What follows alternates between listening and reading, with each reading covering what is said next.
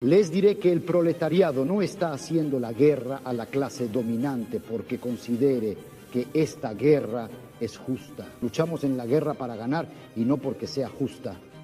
Personalmente no estoy de acuerdo. Por ejemplo, si pudiera convencerme de que la conquista del poder por el proletariado llevaría a un estado policial terrorista en el que la libertad y la dignidad y las relaciones humanas decentes serían destruidas. Entonces no querría que el proletariado tomara el poder. Si es correcto, como yo creo, que un elemento fundamental de la naturaleza humana es la necesidad de trabajo creativo, de investigación creativa, de creación libre, sin los efectos arbitrarios y limitadores de las instituciones coercitivas. Con la noción de naturaleza humana, tú mismo al principio reconociste, creo, que no sabíamos muy bien cuál era esta naturaleza humana.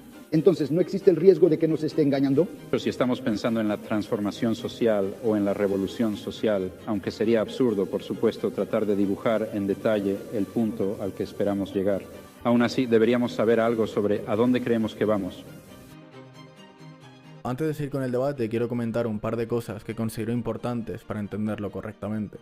En primer lugar, es que este debate se grabó para la televisión holandesa, y de vez en cuando, como ya veréis, aparece un interlocutor poniendo en contexto los diferentes puntos de vista, tanto de Chomsky como de Foucault. Es decir, no es una adaptación a la versión original, sino que el formato de la versión original es un interlocutor poniendo en contexto los diferentes puntos de vista. En este debate, el interlocutor habla holandés, Chomsky inglés, Foucault francés y el mediador de vez en cuando habla francés y de vez en cuando inglés. Esto conlleva que cada intervención tenga que ser un vídeo aparte, con una traducción específica, con una corrección de errores específicos, con lo que lleva muchas horas de trabajo, por no hablar que las inteligencias artificiales para traducción de vídeo son muy costosas. Y para vídeos tan largos como pueden ser este tipo de debates, el coste se eleva muchísimo. Así se hagan una idea aproximada del trabajo y el dinero que lleva este tipo de vídeos. Estoy muy agradecido a los que comentasteis en el anterior vídeo que os gustaría que tradujera este debate, que yo no conocía. He visto algún comentario de personas que están dispuestas a donar para que este trabajo continúe. Dejaré un link en la descripción para hacerse miembro de este canal de YouTube. Obviamente, cuantos más recursos tenga, más vídeos haré y de mejor calidad, pero verdaderamente lo que a mí me satisface y me llena, y el motivo por el que hago estos vídeos, es para que este conocimiento y este tipo de debates que de otra manera no llegarían a un público hispanohablante, porque de ninguna otra manera yo hubiera entendido a Foucault hablando francés o al interlocutor holandés, y sé que muchas personas tampoco lo harían con Chomsky en inglés. Simplemente hago estos vídeos para que todos nosotros tengamos la posibilidad de adquirir este conocimiento y hacer un poquito la humanidad mejor, un poco más sabia y un poco más inteligente. Así que si me dais las gracias por hacer esto, yo os doy las gracias a vosotros por verlo. Y nada, ya me callo y os dejo con el debate. Nos vemos pronto y que tengáis un buen día.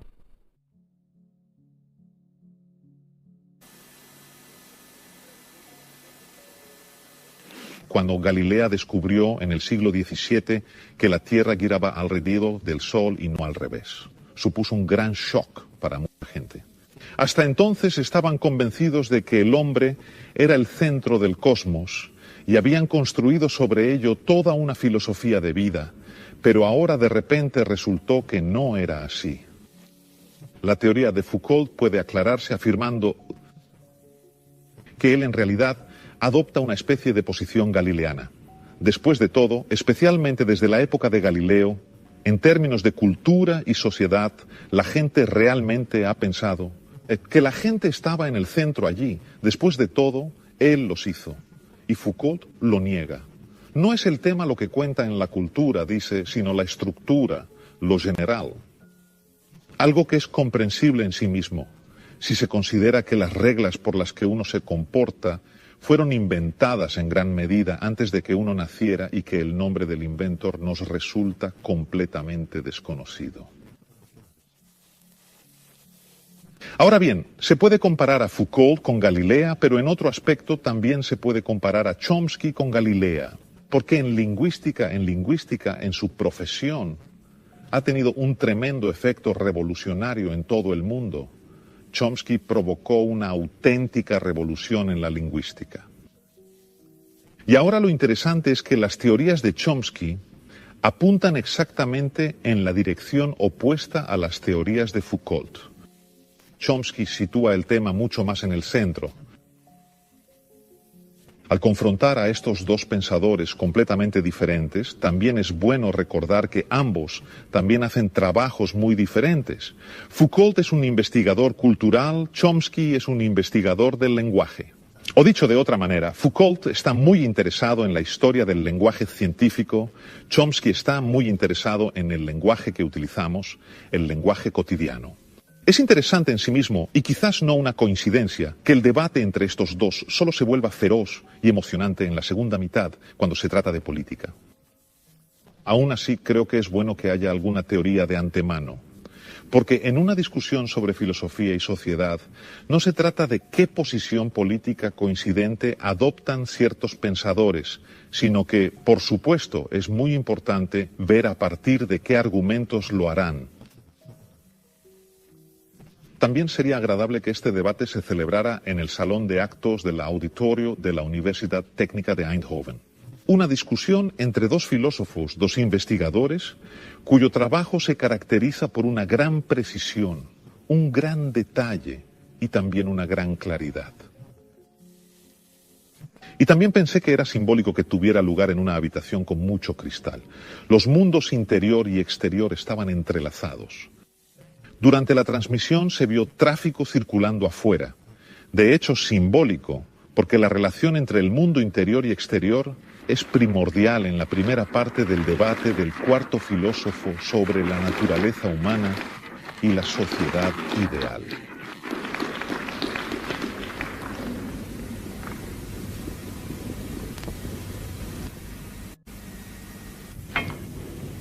Señoras y señores, bienvenidos al cuarto debate del Proyecto Filosófico Internacional. Esta noche debatirán Michel Foucault, del Colegio de Francia, y Noam Chomsky, del Instituto Tecnológico de Massachusetts.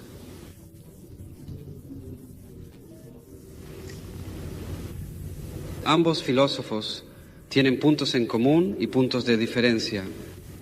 Quizá la mejor manera de comparar a ambos filósofos sea verlos como excavadores de montañas, trabajando en los lados opuestos de las mismas montañas, con herramientas diferentes, sin saberlo, aunque estén trabajando en la dirección del otro. Todos los saberes relativos al hombre, desde la historia hasta la lingüística y la psicología, se enfrentan a la cuestión de si en última instancia somos el producto de todo tipo de factores externos, o si, a pesar de nuestras diferencias, tenemos algo que podríamos llamar una naturaleza humana común, por la que podemos llamarnos seres humanos. Así que mi primera pregunta es para el señor M. Chomsky, porque usted, señor Chomsky, emplea a menudo el concepto de naturaleza humana. Incluso en esta conexión usted emplea términos como ideas innatas y estructuras innatas. ¿Qué argumentos puede extraer de la lingüística para otorgar una posición tan central a esta noción de naturaleza humana? Bueno, permítanme empezar de una manera ligeramente técnica. Una persona interesada en el estudio de la lengua se enfrenta con un problema empírico muy definido. Se enfrenta a un organismo, un hablante adulto maduro que, de algún modo, ha adquirido una asombrosa gama de habilidades que le permiten, en particular, decir lo que quiere decir, entender lo que la gente le dice y hacerlo de un modo que creo que es apropiado llamar altamente creativo.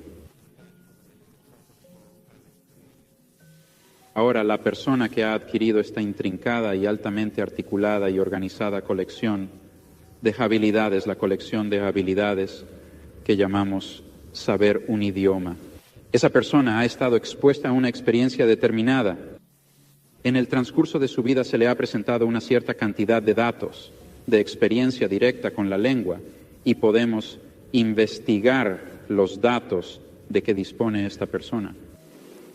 Y habiéndolo hecho en principio, nos enfrentamos a un problema científico muy claro y razonablemente claro y bien delineado, a saber, el problema de dar cuenta de la brecha entre la cantidad realmente muy pequeña de datos, pequeña y bastante degenerada cantidad de datos que se presentan a la persona, al niño, y el muy altamente articulado, altamente sistemático, profundamente organizado, resultante conocimiento que de alguna manera deriva de estos datos. Además, aún más notable, nos damos cuenta de que en una amplia gama de idiomas, de hecho, todos los que se han estudiado seriamente, hay notables limitaciones en los tipos de sistemas que surgen de los muy diferentes tipos de experiencia a la que las personas están expuestas.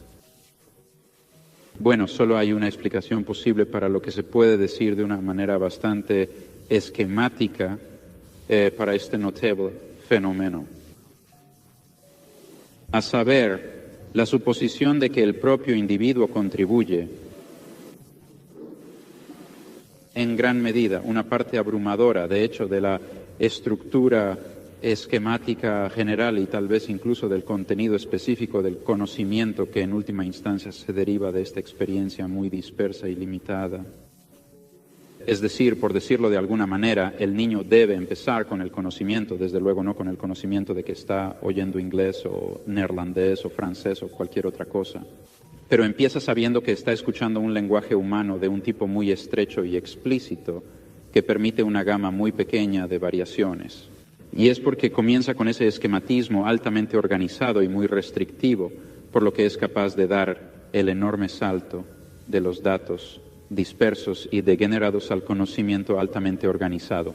Y yo afirmaría entonces que este conocimiento instintivo, si se quiere, este esquematismo que permite derivar un conocimiento complejo e intrincado a partir de datos muy parciales, es un constituyente fundamental de la naturaleza humana. Pero entonces asumo que en otros dominios de la inteligencia humana y otros dominios de la cognición humana e incluso del comportamiento, algo del mismo tipo debe ser cierto. Bien, la colección de esta masa de innatos, esquematismos, principios organizadores innatos que guían nuestro comportamiento social e intelectual e individual. A eso me refiero con el concepto de naturaleza humana. Bueno, señor M. Foucault, si estoy pensando en sus libros como Histoire de la folie les moelle les choses, tengo la impresión de que usted está trabajando en un completamente diferente nivel y también solo la visión, objetivo opuesto, objetivo opuesto. Si estoy pensando en la palabra esquematismo en relación con la humanización, entonces solo estás tratando de entender que hay varios periodos, varios esquematismos. ¿Qué opina al respecto? Bueno, si me lo permite, voy a responder en francés, porque mi inglés es tan malo que me daría vergüenza responder en inglés. Es cierto que desconfío un poco de esta noción de naturaleza humana, pero desconfío de ello por la siguiente razón. Creo que entre los conceptos, entre las nociones que una ciencia puede utilizar, obviamente hay nociones que son de un nivel, que tienen una elaboración, que es una función diferente.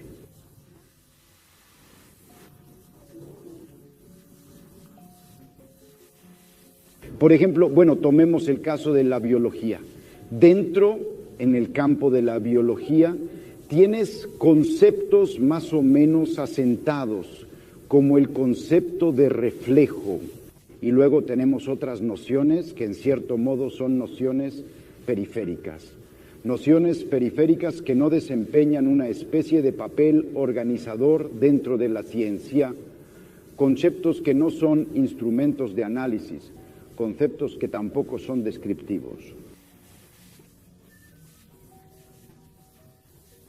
Se trata de nociones que simplemente sirven para indicar problemas o para indicar áreas de objetos a estudiar.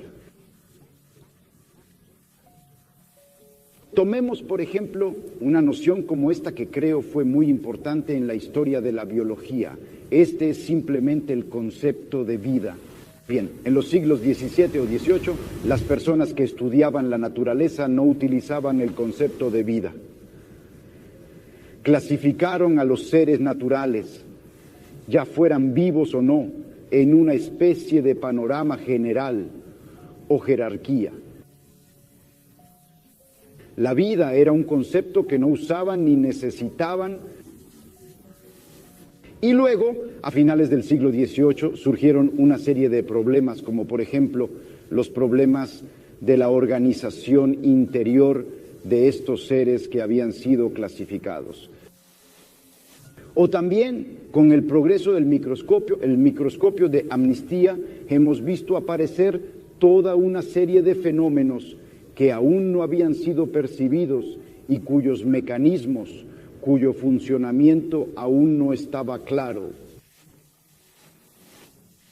Los avances de la química también han revelado problemas relacionados con las relaciones entre las reacciones químicas y los procesos fisiológicos del organismo. Y ahora apareció todo un dominio de objetos absolutamente nuevo para el biólogo, y esto es lo que se llamó vida. Y la vida era una noción que servía para indicar el campo de objetos y nuevos dominios que la ciencia debía explorar. Bueno, y yo diría así como historiador de la ciencia, si se quiere, que la noción de vida era un indicador epistemológico, un índice de los problemas a explorar, y me pregunto si no podríamos decir lo mismo de la naturaleza humana. Foucault compara así el concepto de naturaleza humana de Chomsky con el concepto de vida en biología y en la historia de esa materia. Y lo hace porque ve el concepto de naturaleza humana como una indicación de un programa de investigación más que como una indicación del hecho de que un ser humano podría lograr tanto por sí solo. Para él, el concepto de naturaleza humana es en realidad una especie de lista de compras científica y nada más.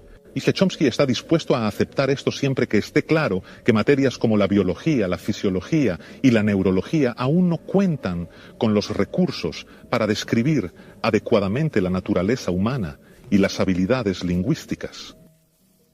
Muy pronto el debate ha llegado a un punto en el que el líder de la discusión en otro lugar tendrá grandes dificultades para mantener a los socios en contacto entre sí.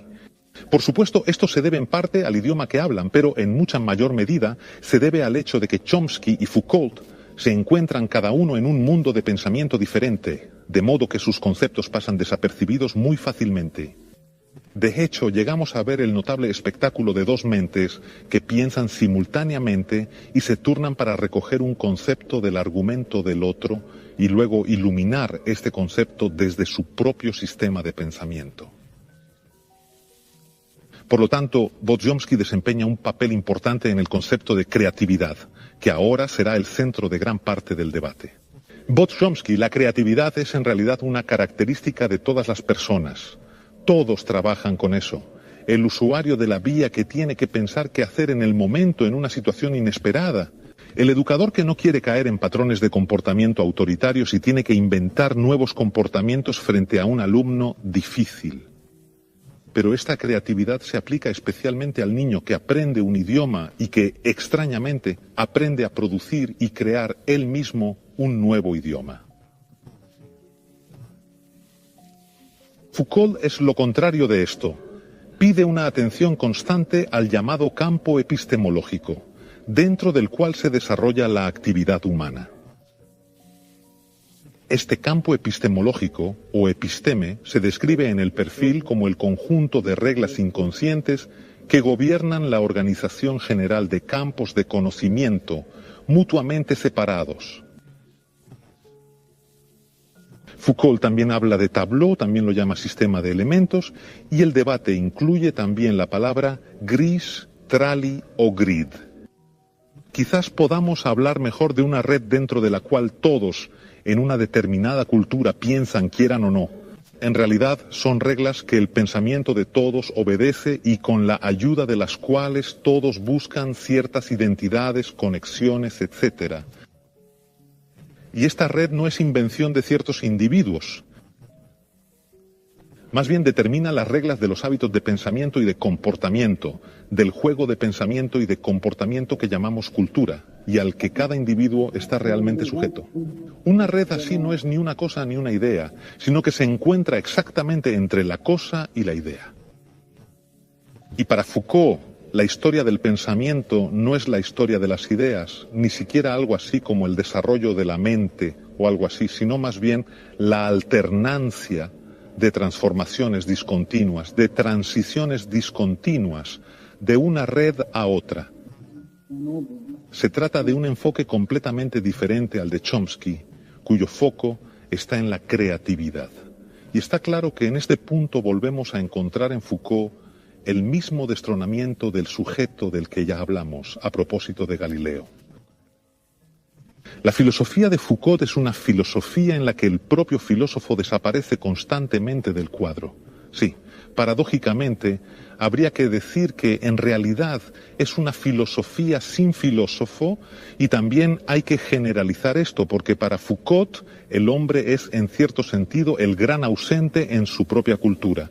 Y en este contexto es muy comprensible que Foucault reaccione bastante ferozmente y negativamente cuando el moderador comienza a mostrar interés en aspectos privados de su existencia. Cuando Foucault debate, se trata de todo menos del propio Foucault. Esta es, por tanto, una introducción a la siguiente parte teórica bastante extensa del debate, que en realidad aborda continuamente todo tipo de aspectos de una pregunta principal: ¿hasta qué punto es capaz el hombre de descubrir algo nuevo? Y de ser así, ¿cómo deberíamos hacerlo? ¿Entender? Me parece una pregunta muy relevante, sobre todo si tenemos en cuenta que necesitaremos bastantes nuevas formas de comportamiento, conocimiento y ciencia si queremos sobrevivir juntos en nuestro mundo. Continuamos ahora donde Foucault explica por qué no presta tanta atención a la creatividad del individuo en la historia. En la historia tradicional de la ciencia, efectivamente, damos el máximo. La tradición dicta que le demos el máximo a la creatividad de los individuos. La historia de la ciencia, hasta hace pocos años, consistía esencialmente en mostrar cómo un individuo, ya fuera Newton o Mendel, lo que fuera, había sido en realidad creador o más bien descubridor de una verdad que estaba ahí inscrita en las cosas y en el mundo, y que nadie antes que ellos hubiera visto. El postulado. Hay, creo, lo que de alguna manera duerme bajo la historia de las ciencias tradicionales. Es esto, es que la verdad está ahí para ser conocida, y que sin embargo la mente del hombre posteriormente, debido a un cierto número de inhibiciones o obstáculos, no pudo ver esta verdad. La mente del hombre está hecha para ver la verdad, y un obstáculo contingente le impide hacerlo. Este obstáculo puede ser, según los historiadores, condiciones económicas y sociales, o puede ser la forma de mentalidades, o puede ser la credulidad, viejos temas y mitos religiosos, por ejemplo, o la moral, en fin. Todo esto es lo que constituye. Como obstáculos, las escamas en los ojos de quien quisiera ver. Pero en la ley, la mente está hecha para ver. En la ley, la mente está hecha para tener acceso a la verdad. En esta concepción tradicional de la historia de la ciencia, por un lado, si se quiere, damos toda la creatividad al individuo que es por derecho poseedor de la verdad, y luego se la quitamos mediante el sistema de obstáculos que vienen de manera completamente contingente para impedirle aferrarse a formular, a construir esta verdad a la que tiene derecho. En principio, entonces el problema que me surgió fue precisamente el contrario. Porque ¿qué pasa cuando asistimos a una gran transformación científica? En una transformación científica, como por ejemplo el nacimiento de la biología a mediados del siglo XVII, o el nacimiento de la filología a finales del siglo XVIII y principios del XIX.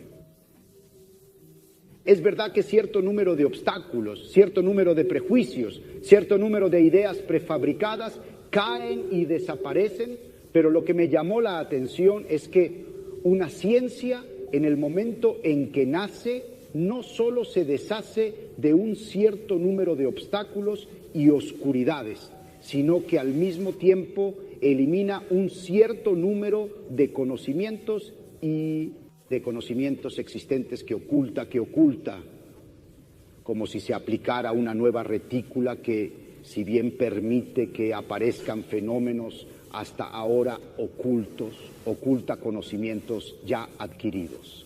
Así pues, una ciencia, el progreso de una ciencia, la adquisición de una ciencia, no es simplemente el olvido de viejos prejuicios, no son simplemente los obstáculos que caen, es una verdadera red nueva que esconde un cierto número de cosas y de pronto los hace aparecer.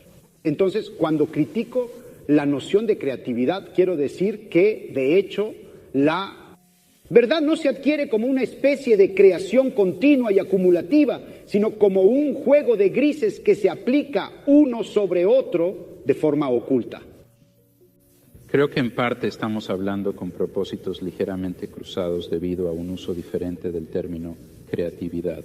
De hecho, debo decir que mi uso del término creatividad es un poco idiosincrásico y por lo tanto la responsabilidad recae sobre mí, no sobre ti en este caso. Pero cuando hablo de creatividad, no atribuyo al concepto la noción de valor. Es normal cuando hablamos de creatividad, es decir, cuando se habla de creatividad científica se habla propiamente de los logros de un Newton. Pero en el contexto en el que he estado hablando de creatividad es un acontecimiento humano normal. Me refiero al tipo de creatividad que demuestra cualquier niño cuando es capaz de enfrentarse a una situación nueva, describirla adecuadamente, reaccionar ante ella adecuadamente, contarnos algo sobre ella, pensar en ella de una forma nueva para él, etc. Creo que es apropiado llamar a eso actos creativos, pero por supuesto, sin pensar en esos actos como los actos de un Newton, son los niveles más bajos de creatividad de los que te he estado hablando. En cuanto a lo que dices sobre la historia de la ciencia, creo que es correcto y esclarecedor y particularmente relevante, de hecho, para el tipo de empresa que veo ante nosotros en psicología, lingüística y filosofía de la mente. Es decir, creo que hay ciertos temas que han sido deprimidos o dejados de lado durante los avances científicos de los últimos 2 siglos o siglo y medio. Pero ahora creo que podemos superarlas. Es posible dejar a un lado esas limitaciones y olvidos y traer a nuestra consideración precisamente los temas que animaron buena parte del pensamiento y la especulación de los siglos XVII y XVIII. Hay para incorporarlo dentro de una mucho más amplia y creo que más profundo, la ciencia del hombre que dar papel más completo, aunque ciertamente no la esperanza de no esperar a dar una comprensión completa, a nociones tales como innovación y creatividad y libertad y producción de nueva entidad, nuevos elementos de pensamiento y comportamiento dentro de algún sistema de regla y esquematismo. Son conceptos que creo que podemos asimilar. Yo creo que entre lo que dice el señor Chomsky de vez en cuando, lo que estoy tratando de mostrar, en realidad hay muchas similitudes. Es decir, en realidad no hay creación posible ni innovación posible. Podemos, en el orden del lenguaje o en el orden del conocimiento, producir algo nuevo solo poniendo en juego un cierto número de reglas que definirán la aceptabilidad o gramaticalidad de los enunciados o que definirán, en el caso del conocimiento, la cientificidad de las afirmaciones. Entonces, básicamente, digamos que los lingüistas anteriores al señor Chomsky insistió principalmente en las reglas para construir enunciados y menos en la innovación que representaba cualquier enunciado nuevo o la escucha de un enunciado nuevo. Y luego en la historia de la ciencia o en la historia del pensamiento estábamos mucho más acostumbrados a insistir en la creación individual y habíamos dejado a estas especies a la sombra de reglas comunes y generales que están en vigor. oscuramente a través de cada descubrimiento científico, cada invención científica o incluso cada innovación filosófica, normas no solo lingüísticas, sino epistemológicas que caracterizan el conocimiento contemporáneo. Bueno, creo que tal vez pueda tratar de reaccionar a esos comentarios dentro de mi propio marco de una manera que tal vez arroje algo de luz sobre esto. ¿Cómo es posible que seamos capaces de construir una teoría científica? ¿Cómo es posible que, dada una pequeña cantidad de datos, diversos científicos, diversos genios, incluso durante un largo periodo de tiempo, lleguen a algún tipo de teoría, al menos en algunos casos, más o menos profunda y más o menos adecuada empíricamente? Es un hecho notable. Y de hecho, si no fuera el caso de que estos científicos, incluidos los genios, si no tuvieran incorporada en sus mentes, de alguna manera obviamente inconsciente, la especificación de lo que es una posible teoría científica, entonces este salto inductivo sería ciertamente bastante imposible. Del mismo modo que si cada niño no tuviera incorporado en su mente el concepto del lenguaje humano de una forma muy natural, de una forma muy estrecha, entonces el salto inductivo de los datos al conocimiento de una lengua sería imposible. Así que aunque el proceso de, derivar el conocimiento de la física a partir de datos sea mucho más complejo, mucho más difícil para nosotros, para organismos como nosotros, mucho más dilatado en el tiempo, requiera la intervención de genios, etcétera, etcétera. Sin embargo, en cierto sentido, el logro de descubrir la ciencia física o la biología o lo que se quiera, se basa en algo bastante parecido al logro del niño normal al descubrir la estructura de su lenguaje. Es decir, debe lograrse sobre la base de una limitación inicial, una restricción inicial de la clase de teorías posibles, y el hecho de que la ciencia converja y progrese, eso mismo nos muestra que existen tales limitaciones y estructuras iniciales. Es decir, no creo que el progreso científico sea simplemente una cuestión de adición acumulativa de nuevos conocimientos y absorción de nuevas teorías y demás. Más bien, creo que tiene esta especie de patrón irregular que usted describe para obtener ciertos problemas y saltar a nuevas teorías, etcétera, etcétera. ¿Verdad? Pero creo que la explicación de eso, así que creo que tal vez se pueda aventurar una explicación para este hecho. Y simplificando mucho, no quiero decir lo que voy a decir ahora.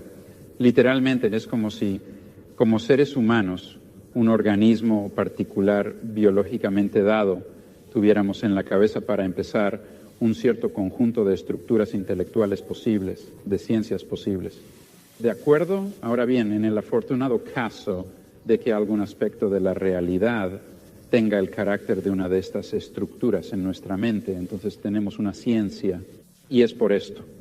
Es debido a esta limitación inicial en nuestras mentes, a un cierto tipo de ciencia posible. Es precisamente eso lo que proporciona la tremenda riqueza y creatividad del conocimiento científico. Es decir, si no lo fuera, es importante recalcar que esto tiene que ver con tu punto sobre limitación y libertad. Si no fuera por estas limitaciones, no tendríamos el acto creativo de pasar de un poco de conocimiento, un poco de experiencia, a un conjunto rico y muy articulado y complicado de conocimientos. Precisamente por eso, creo que el progreso de la ciencia tiene el carácter errático, irregular y transformador que usted describe. Y eso no significa que en última instancia todo vaya a caer dentro del dominio de la ciencia, todo lo contrario. Personalmente creo que muchas de las cosas que nos gustaría entender, y tal vez las que más nos gustaría entender, como la naturaleza del hombre o la naturaleza de una sociedad decente o muchas otras cosas, podrían realmente estar fuera del alcance de las posibles ciencias humanas. Bueno, creo que ahora tenemos dos preguntas a partir de esta declaración. Una pregunta es, si puede estar de acuerdo, señor Foucault, ¿está de acuerdo con la afirmación sobre una combinación de limitación, fundamentalmente no una combinación? No es una cuestión de combinación. La creatividad solo es posible a partir de un sistema de reglas. No es una mezcla de regularidad y libertad. La libertad solo se ejerce realmente sobre un fondo, desde una red de regularidad.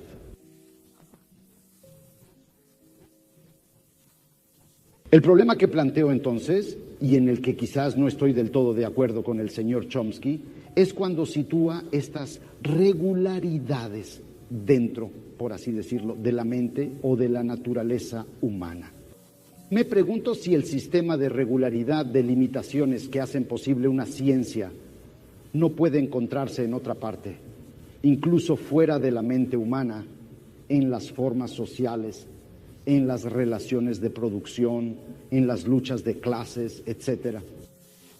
Pero aún así, ¿cuál es el motivo para que hables de vez en cuando de la muerte del hombre o del final del siglo XIX-XX, verdad? Pero eso no tiene nada que ver con lo que estamos diciendo. No lo sé, porque creo, cuando usted se trata de aplicar lo que usted ha dicho a su noción antropológica,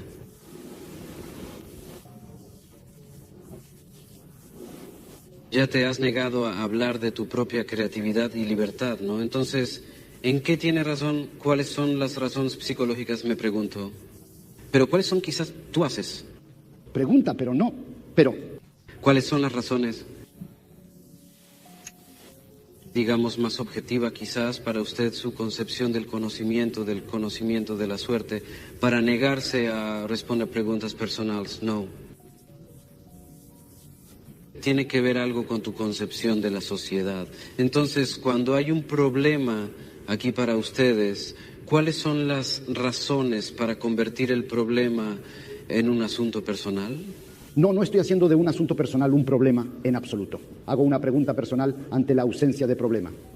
Es decir, a lo largo de la historia tradicional del pensamiento, de las ideas y de las ciencias, siempre nos hemos planteado el problema de saber a qué edad debió destetar Newton para concebir la gravitación universal. Cuando conoció Cuvier a su primera amante para descubrir finalmente los fósiles, la anatomía comparada, etc. Este tipo de análisis que finalmente caricaturizo, este tipo de análisis, y creo que sin interés es mucho más interesante para captar las transformaciones del conocimiento en general, tanto dentro del campo general de las ciencias como también de este dominio un tanto vertical, que constituye una sociedad, una cultura, una civilización en un momento dado. Y cuando captamos toda la transformación, en ese momento nos damos cuenta de que los pequeños acontecimientos individuales de la vida del científico no son importantes. Una vez más, en este último comentario de Foucault, la vida individual del erudito investigador desaparece del cuadro. Pero ¿qué pasa con la relación entre el hombre y su cultura en lo que respecta a la política y quizás incluso con la cuestión de cómo se puede cambiar esa cultura y esa sociedad? Después de todo, se puede demostrar que en la historia de las ciencias, en la historia de la cultura, la contribución del individuo juega un papel casi insignificante. Pero la cuestión de cómo actuar, la cuestión política, sigue siendo válida. Y después de lo anterior, puede que ya esté claro que desde la perspectiva de Foucault, esta cuestión política se convierte en gran medida en la cuestión de hasta qué punto puede el hombre escapar de su propia cultura. Es importante señalar que Foucault no quiere distanciarse en absoluto de la política. Al contrario, dice en alguna parte, cuán cegado ideológicamente tendría que estar para no interesarme por lo más esencial de la existencia humana. Relaciones económicas, relaciones de poder, etc. Chomsky y Foucault coinciden, por tanto, en la importancia de la cuestión política. También puede resultar informativo decir explícitamente que Chomsky llama a su posición política anarcosindicalismo. Cree que es necesario eliminar y romper las diversas formas de capitalismo en favor de la participación directa del trabajador en los consejos obreros, etc. Descentralización, socialización y participación son palabras clave en el programa político de Chomsky. Aunque Chomsky dice que no ve ninguna conexión necesaria entre sus ideas científicas y sus ideas políticas, el siguiente conjunto inicial muestra que se dirige directamente a la política, desde sus puntos de vista científicos. Es posible que sus ideas políticas y científicas no se sigan lógicamente unas de otras, pero sí son paralelas. Bien, permítame empezar refiriéndome a algo que ya he comentado. Es decir, si es correcto, como yo creo, que un elemento fundamental de la naturaleza humana es la necesidad de trabajo creativo, de investigación creativa, de creación libre, sin los efectos arbitrarios y limitadores de las instituciones coercitivas. Instituciones. Entonces, por supuesto, se deduce que una sociedad decente debe maximizar las posibilidades de que esta característica humana fundamental se haga realidad. Eso significa intentar superar los elementos de represión, opresión, destrucción y coerción que existen en cualquier sociedad. La nuestra, por ejemplo, como residuo histórico.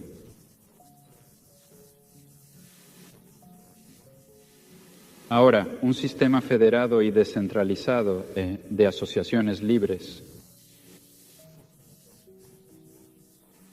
que incorporan instituciones tanto económicas como sociales sería lo que yo llamo anarcosindicalismo. Y me parece que es la forma apropiada de organización social para una sociedad tecnológica avanzada, en el que los seres humanos no tienen que ser forzados a la posición de herramientas de engranajes y una máquina en la que el impulso creativo, que creo que es intrínseco a la naturaleza humana, puede hacerlo como quiera. No conozco todas las formas en que lo hará. Estoy mucho menos avanzado en mi enfoque, voy mucho menos lejos que el señor Chomsky, es decir, admito no ser capaz de definir, ni mucho menos proponer, un modelo ideal de funcionamiento social para nuestra sociedad científica o tecnológica.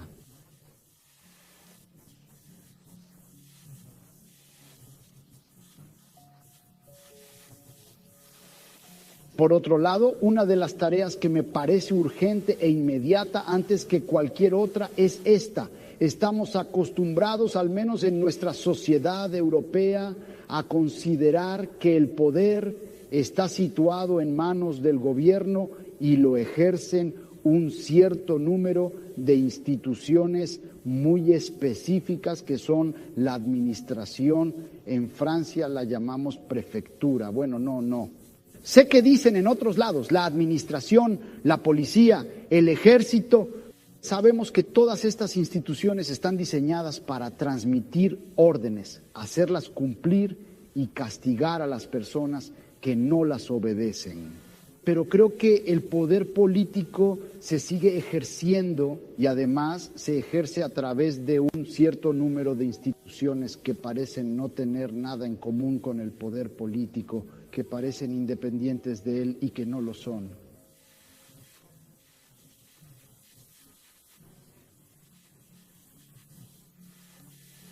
Sabemos bien que la universidad en general, todo el sistema escolar, que aparentemente está hecho simplemente para distribuir conocimientos, sabemos que este aparato educativo está hecho para mantener en el poder a una determinada clase social y excluir a los instrumentos del poder de otra clase social. Algo así como la psiquiatría, que también aparentemente solo está destinada al bien de la humanidad y al conocimiento de los psiquiatras. La psiquiatría no deja de ser una determinada forma de imponer el poder político a un grupo social, también la justicia. Bueno, y me parece que la tarea política actual en una sociedad como la nuestra es criticar el juego de las instituciones aparentemente más neutrales e independientes, criticarlas, atacarlas de tal manera que la política de violencia que se ejerció oscuramente en ellos, levántate y para que podamos luchar contra ellos. Querer inmediatamente, finalmente, si buscamos dar inmediatamente el perfil y la fórmula de la sociedad futura, sin haber criticado adecuadamente todas las denuncias de violencia política que se ejercen en nuestra sociedad, corremos el riesgo de permitir que se reconstituya incluso a través de formas como nobles, aparentemente tan puros como los del sindicalismo anarquista. Sí, estoy totalmente de acuerdo, no solo en teoría, sino también en acción. Es decir, hay dos tareas intelectuales. Uno y el que yo estaba discutiendo, intentar crear la visión de una futura sociedad justa. Otra tarea es entender muy claramente la naturaleza del poder y la opresión y el terror y la destrucción en nuestra propia sociedad. Y eso incluye sin duda a las instituciones que ha mencionado, así como las instituciones centrales de cualquier sociedad industrial. Concretamente, las instituciones económicas, comerciales y financieras. En el próximo periodo, las grandes corporaciones multinacionales, que no están muy lejos de nosotros físicamente esta noche. Esas son las instituciones básicas de opresión y coerción y gobierno autocrático, que parecen neutrales. Al fin y al cabo dicen, estamos sujetos a la democracia del mercado. Aún así, creo que sería una gran pena perder o dejar de lado por completo la tarea algo más abstracta y filosófica, si se quiere, de intentar establecer las conexiones entre un concepto de naturaleza humana. Esto da pleno margen a la libertad, la dignidad, la creatividad y otras características humanas fundamentales. Y lo relaciona con alguna noción de estructura social en el que esas propiedades pudieran realizarse, en el que pudiera tener lugar una vida humana con sentido. Y de hecho, si estamos pensando en la transformación social o en la revolución social, aunque sería absurdo, por supuesto, tratar de dibujar en detalle el punto al que esperamos llegar, aún así deberíamos saber algo sobre a dónde creemos que vamos, y tal teoría puede decírnoslo. Sí, pero entonces no hay peligro si decimos que existe una cierta naturaleza humana. Esa naturaleza humana no ha recibido en la sociedad actual los derechos y las posibilidades que le permitirían realizarse. Eso es lo que dijiste, creo. Si admitimos esto, no corremos el riesgo de definir esta naturaleza humana a la vez ideal y real. Esta naturaleza humana oculta y reprimida hasta ahora, no corremos el riesgo de definirla en términos que tomamos prestados de nuestra sociedad, de nuestra civilización, de nuestra cultura. Tomaré un ejemplo que es un poco caricaturesco, pero el marxismo de un cierto periodo, a finales del siglo XIX, principios del siglo XX, admitió de hecho que en la sociedad capitalista el hombre no recibía todas sus posibilidades de desarrollo y realización, que la naturaleza del ser humano era efectivamente alienados en el sistema capitalista. Y el marxismo soñaba con una naturaleza humana finalmente liberada. Ahora bien, esta naturaleza humana, ¿qué modelo utilizó el marxismo en aquella época, el siglo XIX, principios del XX? ¿Qué modelo utilizó para diseñarlo, para soñarlo? En realidad era el modelo burgués. El marxismo consideraba que una sociedad feliz era una sociedad que daba cabida, por ejemplo, a una sexualidad de tipo burgués, a una familia de tipo burgués, a una estética de tipo burgués. Y es muy cierto que así sucedió en la Unión Soviética, donde con el pretexto de crear una sociedad en la que el hombre finalmente realice su naturaleza, hemos reconstituido un tipo de sociedad a la vez real y utópica, transpuesta de la sociedad burguesa del siglo XIX. De modo que, con la noción de naturaleza humana, tú mismo al principio reconociste, creo, que no sabíamos muy bien cuál era esta naturaleza humana. Entonces, ¿no existe el riesgo de que nos esté engañando? Sabéis que Mao Zedong hablaba de naturaleza humana burguesa y de naturaleza humana proletaria y considera que no son lo mismo. Bueno, verás, creo que en el ámbito intelectual de la acción política, que es el ámbito de tratar de construir una visión de una sociedad justa y libre sobre la base de alguna noción de la naturaleza humana, en ese ámbito nos enfrentamos al mismo problema que en la acción política inmediata. Por ejemplo, para ser concretos, gran parte de mi actividad tiene que ver con la guerra de Vietnam. Y una buena parte de mi propia energía se dedica a la desobediencia civil. Bueno, la desobediencia civil en los Estados Unidos es una acción emprendida frente a considerables incertidumbres sobre sus efectos. Por ejemplo, amenaza el orden social en formas que, digamos, se podría argumentar traer el fascismo. Eso sería muy malo para Estados Unidos, para Vietnam, para Holanda y para todos los demás. Así que hay un peligro, ese es un peligro al emprender este acto concreto. Por otro lado, es muy peligroso no emprenderla. A saber, si no lo emprenden, la sociedad de Indochina será despedazada por el poder americano. Y ante esas incertidumbres hay que elegir un curso de acción. Pues bien, del mismo modo, en el ámbito intelectual, uno se enfrenta a las incertidumbres que usted plantea correctamente. Nuestro concepto de la naturaleza humana es ciertamente limitado, parcial, socialmente condicionado, constreñido por nuestros propios defectos de carácter y los defectos y las limitaciones de la cultura intelectual en la que existimos. Pero, al mismo tiempo, es de vital importancia que tengamos alguna orientación que nos permita saber qué objetivos imposibles estamos tratando de alcanzar si esperamos lograr algunas de las metas posibles. Y eso significa que tenemos que ser lo suficientemente audaces como para especular y crear teorías sociales sobre la base de conocimientos parciales, al tiempo que permanecemos muy abiertos a la fuerte posibilidad, de hecho, probabilidad abrumadora, de que, al menos en algunos aspectos, estemos muy lejos de la realidad. Bueno, tal vez sea interesante avanzar un poco más en este problema de la estrategia. Así, por ejemplo, en el caso de Holanda, teníamos algo así como población, censo. Estabas obligado a rellenar tus papeles y demás, ya sabes. Así que a esto lo llamaríais, si no estáis rellenando vuestro papel, desobediencia civil. Ahora mismo yo tendría un poco de cuidado con eso porque, volviendo a un punto muy importante que señaló el señor Foucault, no hay que permitir necesariamente que el Estado defina lo que es legal. Ahora bien, el Estado tiene poder para imponer un determinado concepto de lo que es legal, pero el poder no implica justicia o corrección. Aún así, el Estado puede definir algo como desobediencia civil y puede equivocarse al hacerlo. Por ejemplo, en Estados Unidos, el Estado la define como desobediencia civil.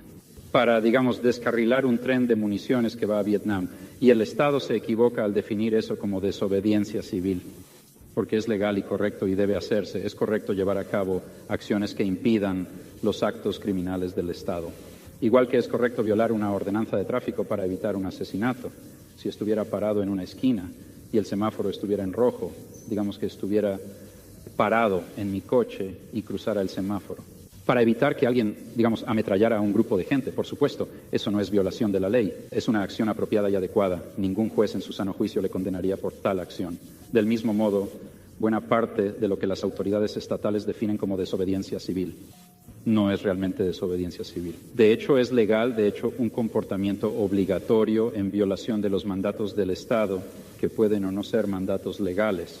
Así que hay que tener bastante cuidado a la hora de calificar las cosas de ilegales, creo yo. Pero entonces me gustaría hacerle una pregunta. Cuando tú, en Estados Unidos, haces algo francamente ilegal. Lo que considero ilegal, no solo el Estado.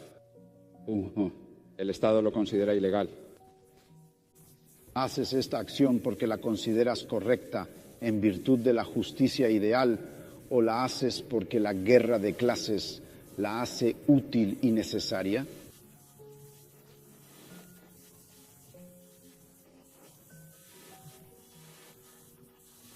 Bueno, de nuevo, muy a menudo cuando hago algo que el Estado considera ilegal, yo lo considero legal.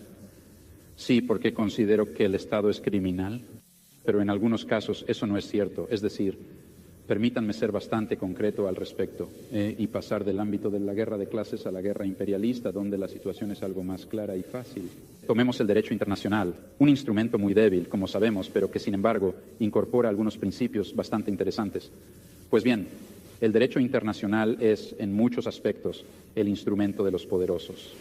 Es decir, el derecho internacional permite un abanico demasiado amplio de intervenciones internacionales por la fuerza en apoyo de las estructuras de poder existentes que se definen a sí mismas como estados y en contra de los intereses de las masas populares que resultan estar organizadas en oposición a los estados.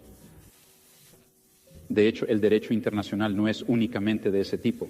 Y de hecho hay elementos interesantes del derecho internacional, digamos, incrustados en la Carta de las Naciones Unidas que permiten, de hecho creo que exigen que el ciudadano actúe contra su propio Estado de formas que el Estado considerará falsamente como criminales. Pero sin embargo está actuando legalmente, porque resulta que el derecho internacional también prohíbe la amenaza o el uso de la fuerza en los asuntos internacionales, excepto en algunas circunstancias muy limitadas, entre las que, por ejemplo, no se encuentra la guerra de Vietnam.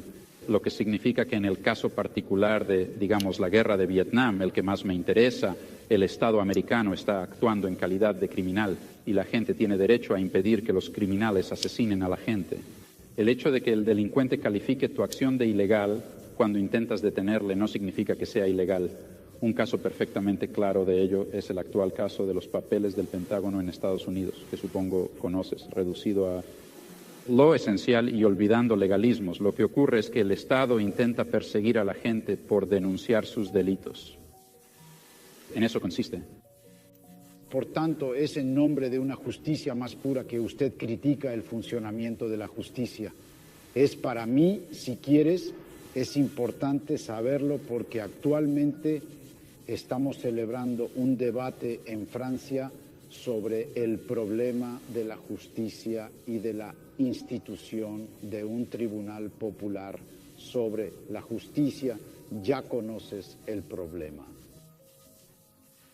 Y un cierto número de personas, como Sartre, por ejemplo, piensan que para criticar actualmente el sistema penal francés o para criticar las prácticas policiales, el modo en que se comporta la policía, es necesario crear una especie de tribunal que, en nombre de justicia ideal, de justicia superior, de justicia humana en general, condenará la práctica de los jueces franceses o de los policías franceses. Y luego hay otro grupo de personas, y siento que trabajo con estas personas que dicen que no se debe hacer eso, porque cuando te refieres a la justicia ideal que se supone que aplicaría el tribunal, en realidad estás refiriéndose a un cierto número de ideas de justicia que han sido formadas en nuestro tiempo por un cierto grupo de individuos que son ellos mismos, a pesar de todo,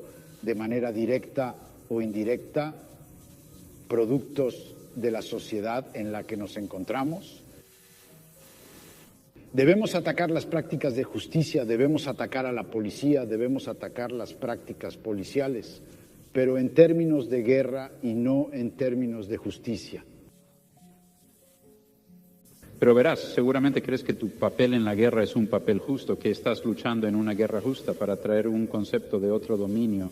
Y eso creo que es importante. Si pensabas que estabas luchando en una guerra injusta, no podías seguir esa línea de razonamiento. Y la única me gustaría reformular ligeramente lo que has dicho. No me parece que las diferencias entre legalidad y justicia ideal es más bien entre legalidad y mejor justicia. Ahora bien, este sistema mejor puede tener sus defectos, sin duda los tendrá.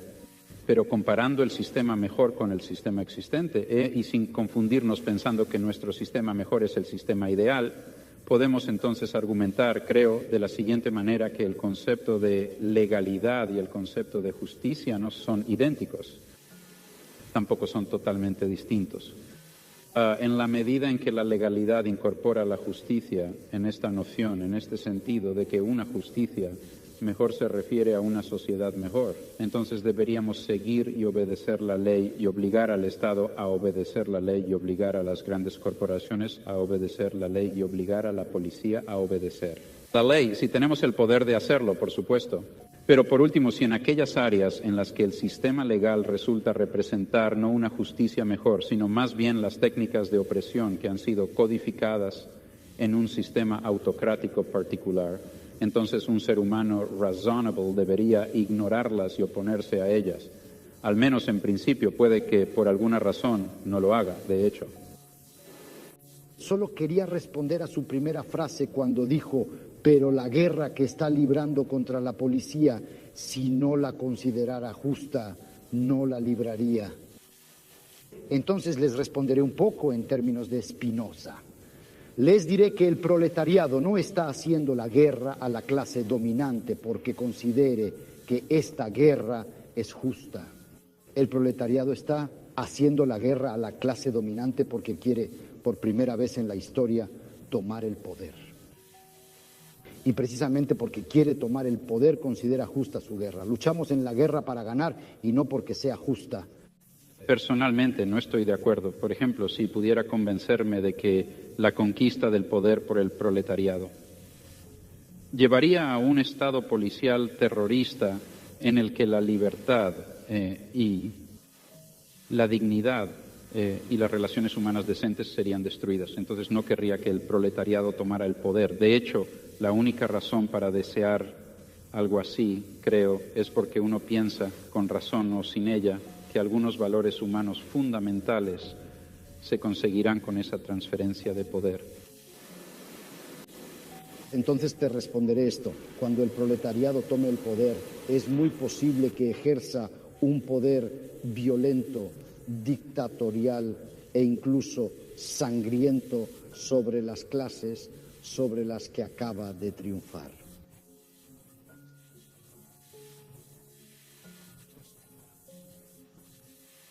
No veo qué objeción se puede hacer a esto. Ahora tú dímelo. Usted me dirá, ¿y si el proletariado ejerce sobre sí mismo este poder sangriento, tiránico e injusto, el proletariado? Entonces te respondo, esto solo puede suceder si el proletariado realmente no ha tomado el poder, sino que es solo una clase fuera del proletariado, o un grupo de personas dentro del proletariado, una burocracia o los restos de la pequeña burguesía, etcétera. Tomó el poder. Bueno, no estoy nada satisfecho con esa teoría de la revolución, por muchas razones históricas y de otro tipo. Pero incluso si uno fuera a aceptarlo por el bien del argumento, todavía esa teoría se mantiene. Eso es sostener que es propio del proletariado tomar el poder y ejercerlo de forma violenta y sangrienta e injusta. Porque se afirma, en mi opinión, falsamente, que eso será, que eso conducirá a una sociedad más justa en el que el Estado se marchitará, en el que el proletariado será una clase universal, etcétera, etcétera. Si no fuera por esa justificación adicional, el concepto de dictadura del proletariado, violenta y sangrienta, sería ciertamente injusto. Al menos yo, por ejemplo, no soy un pacifista convencido. Es decir, yo no sostendría que en todas las circunstancias imaginables es incorrecto utilizar la violencia. Aunque el uso de la violencia sea en cierto sentido injusto, creo que hay que estimar las injusticias relativas. Pero el uso de la violencia y la creación de cierto grado de injusticia solo puede justificarse por sí mismo sobre la base de la demanda y la evaluación. Lo que siempre debe hacerse muy, muy seriamente y con una buena dosis de escepticismo, que se ejerza esta violencia, porque se va a conseguir un resultado más justo o si no tiene esa conexión a tierra. En mi opinión, es totalmente inmoral. No creo que el ideal de la guerra de clases, en definitiva el objetivo que se propone el proletariado al librar la guerra de clases, no creo que sea suficiente decir que es una mayor justicia.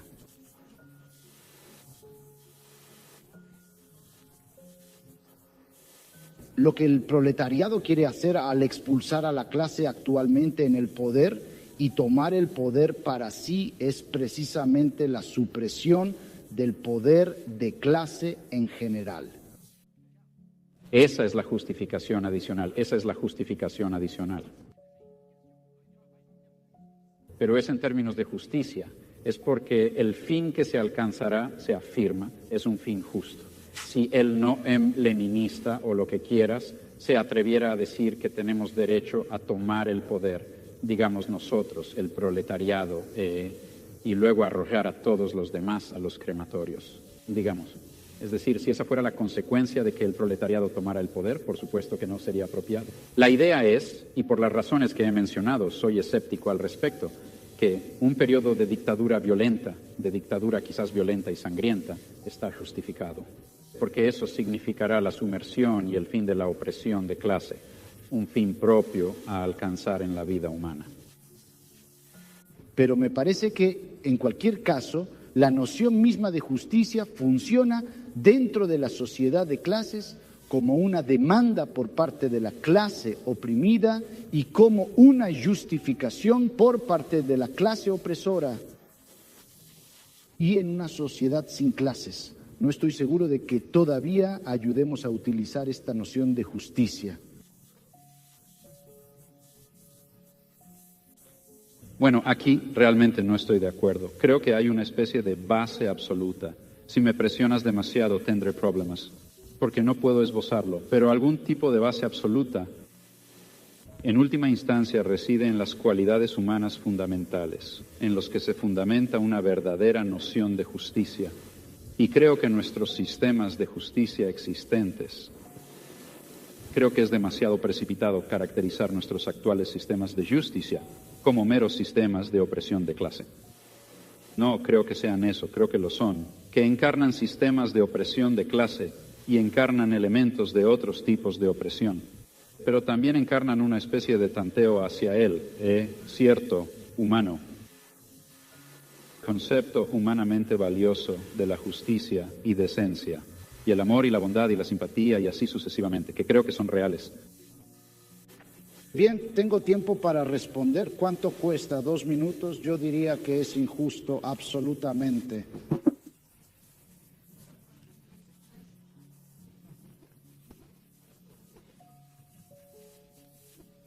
No, pero bueno, no voy a responder en tan poco tiempo. Solo diría esto.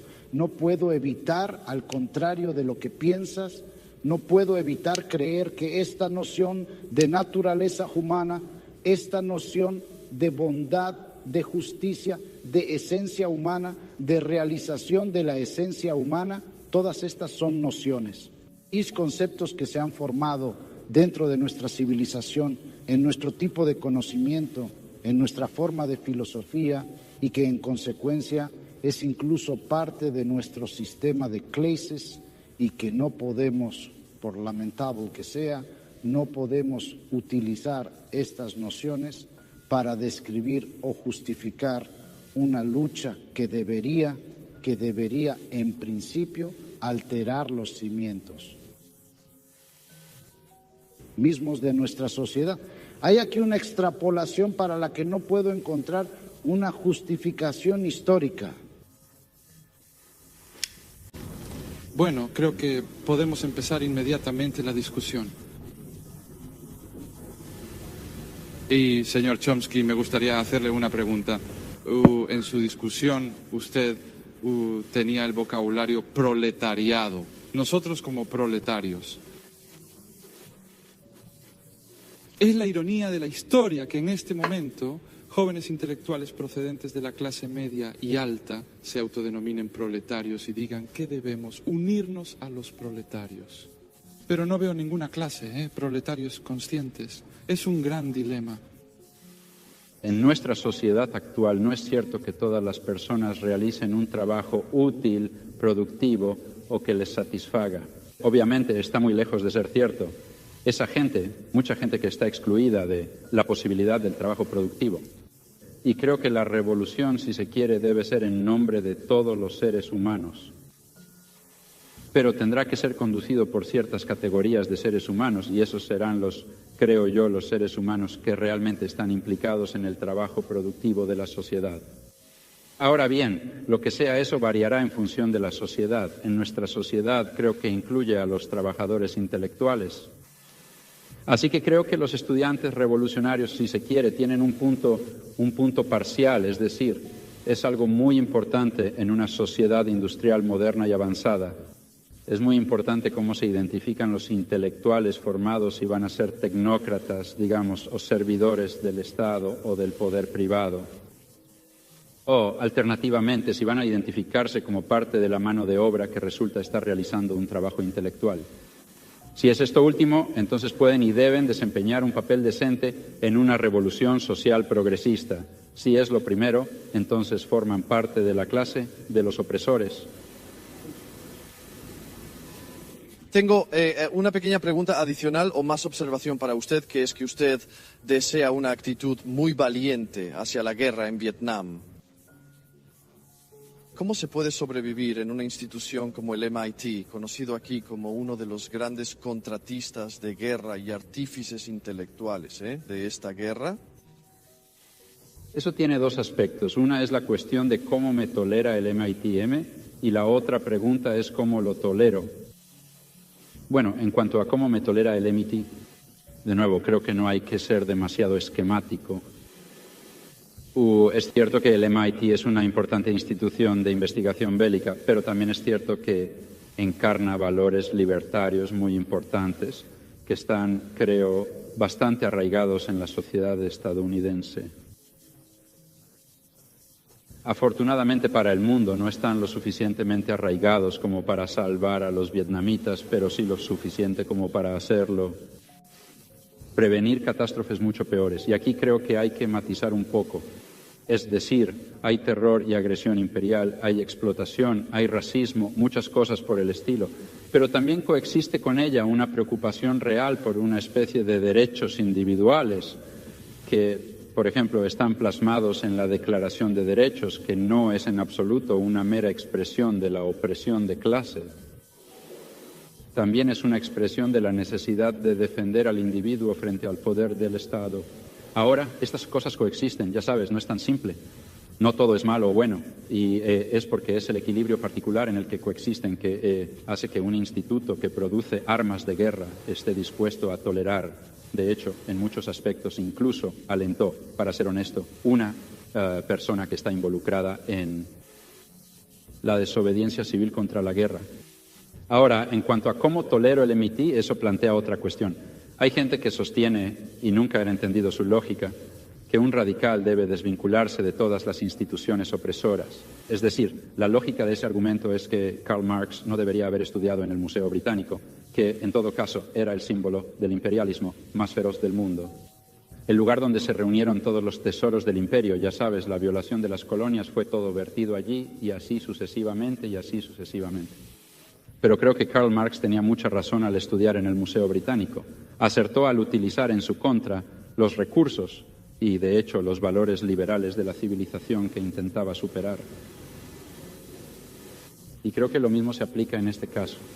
Pero ¿no temes que tu presencia en el MIT les haga tener la conciencia limpia? La verdad es que no veo cómo. Quiero decir, creo que mi presencia en el MIT sirve marginalmente para, espero que mucho, no sé cuánto, aumentar el activismo estudiantil contra muchas de las cosas que defiende el MIT, por ejemplo. Señoras y señores, creo que este tiene que ser el final del debate. Señor Chomsky, señor Foucault, les agradezco mucho su debate, tanto técnico y teórico como político. Muchas gracias, tanto a la parte de la audiencia aquí como en casa.